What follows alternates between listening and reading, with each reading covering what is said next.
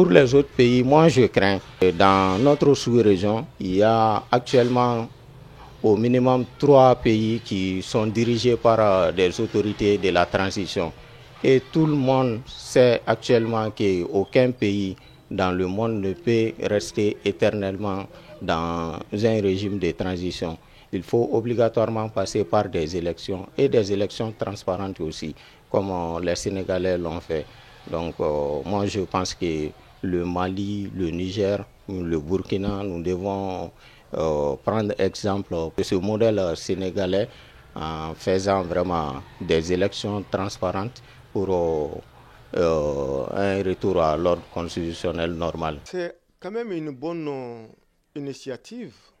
Si le président Diomaye Faye pouvait faire en sorte que ceux qui ont pris cette décision de nous mettre dans l'AES puissent revenir à la CEDEAO.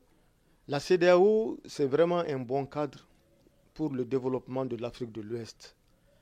Et nous savons que les dirigeants des 3 pays, le Niger, le Mali et le Burkina, n'ont pas voulu rester, ou en tout cas tentent de sortir de la CEDEAO, parce que simplement la CEDEAO est en train de les demander de faire des élections. Et là, c'est... Alors que on ne peut pas rester dans un cadre illégal. Ce n'est pas possible. On ne peut pas s'éterniser dans une transition. Et c'est aussi le devoir de la CEDEAO de rappeler cela à ceux qui ont fait des putschs dans leur pays, que c'est une violation dont on ne peut pas pardonner. C'est un crime imprescriptible de faire un coup d'État.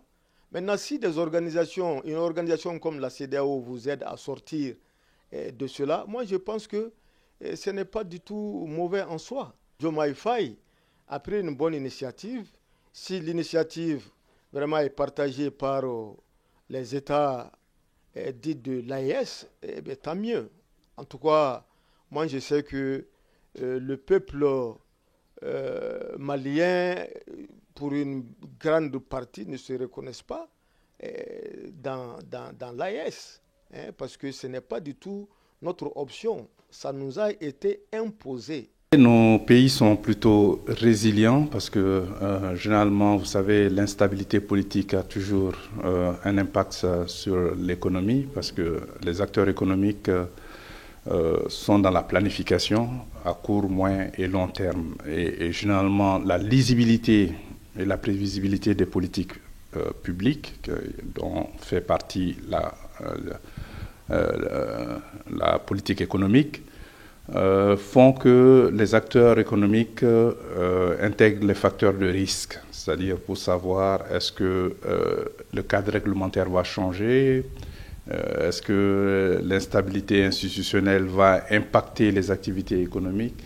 C'est tout cela qu'il faut voir. Est-ce que le pays sera sanctionné ou est-ce que les investisseurs vont quitter?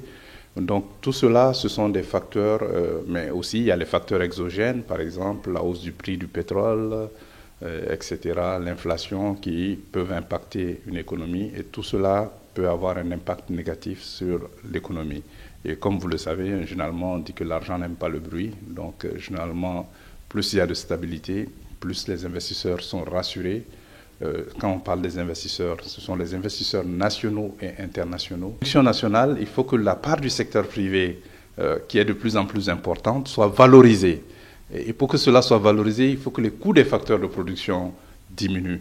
Par exemple, le coût du capital physique, c'est-à-dire les routes, l'accès à l'énergie à un coût raisonnable, et la fiabilité de l'énergie, le coût du capital, c'est-à-dire le coût des emprunts pour quand même les ménages et les entreprises, etc. Mais aussi le coût aussi de la formation professionnelle et de la formation technique et aussi de l'enseignement supérieur. Tout cela contribue à améliorer aussi la productivité et la compétitivité de l'économie d'un pays.